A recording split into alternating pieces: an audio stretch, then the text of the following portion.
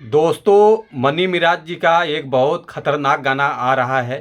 तो आज हम इसी ख़तरनाक गाने के बारे में आप लोगों से कुछ नई बातें करने वाले हैं इस वीडियो में। तो वीडियो को लास्ट तक देखते रहें।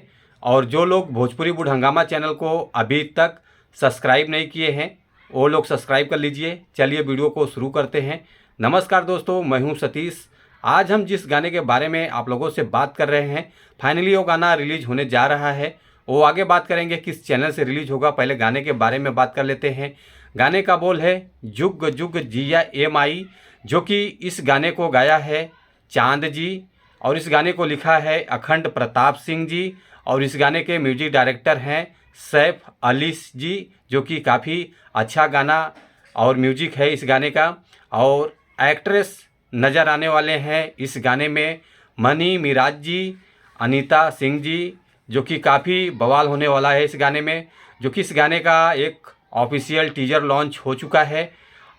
ये टीजर आप लोगों को देखने को मिलेगा त्रिमूर्ति म्यूजिक वर्ल्ड चैनल से, जो कि काफ़ी अच्छा चैनल है।